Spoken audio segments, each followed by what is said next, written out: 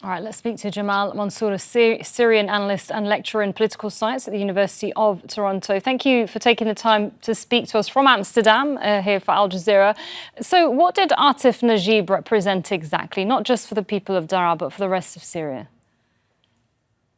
Thank you for hosting me, Sarah. And this is a historic day for many, many, many Syrians. So Atef Najib represented the core of the Assad regime, the core of a family-based mob that ruled under a regime of coercion, utilizing the tools of a state and a government to suppress dissent, to fleece the Syrian economy, and to humiliate everyday Syrians. What happened in Daraa was the spark for a reason, because Atef Najib, drunk with power, with the capacity to do whatever he wanted under a regime that protected him, even against egregious crimes that would have endangered the regime itself, was representative of the cataclysmic change that Syria underwent afterwards. So Atef Najib, to many Syrians, was the symbol, the face at the beginning of whatever they wanted to change about the regime in the beginning, and then the reason why they wanted the regime to be removed.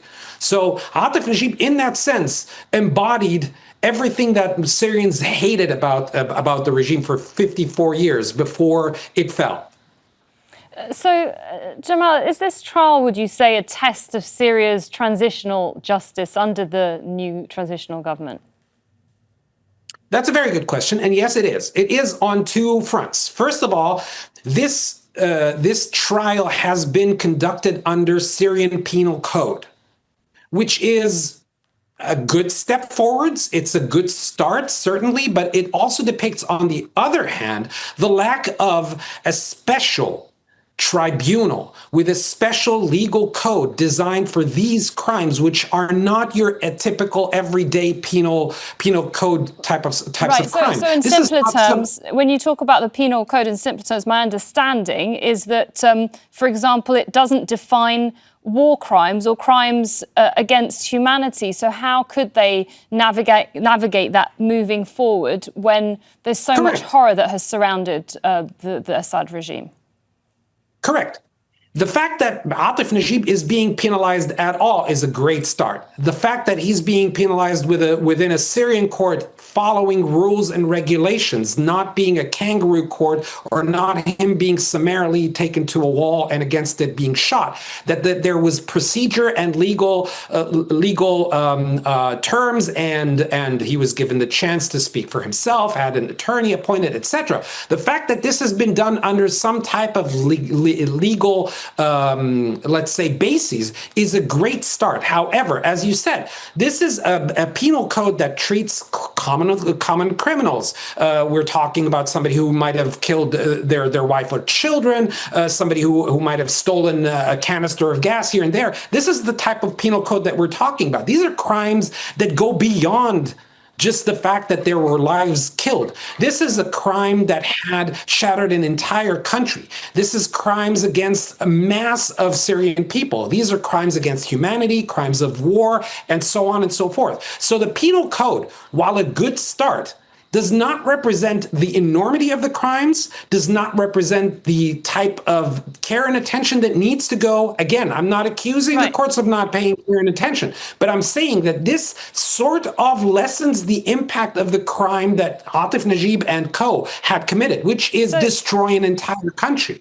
So there needs to be a framework for transitional justice.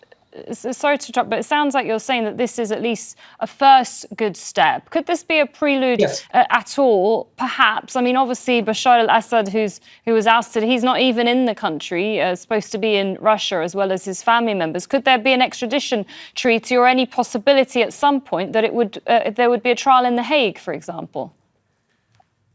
Well, I mean, look, the problem here is not in the lack of demand on the Syrian side, not a lack of mechanisms in which could be put in order for him to be extradited, whether to The Hague or to Syria.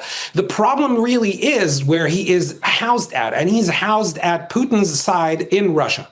Putin is not in the business of giving away his minions and or ex-allies, whether they have blood on their hands or not. It is a stated Russian policy. It's actually the differentiating policy that Putin was basing his attraction as an ally on, that the Americans give away their allies after they fall or after they are no longer useful. I, on the other hand, protect them even if they have blood on their hands. So the problem in extraditing Bashar and Maher al-Assad is not the fact that they don't have enough blood on their hands, not enough evidence to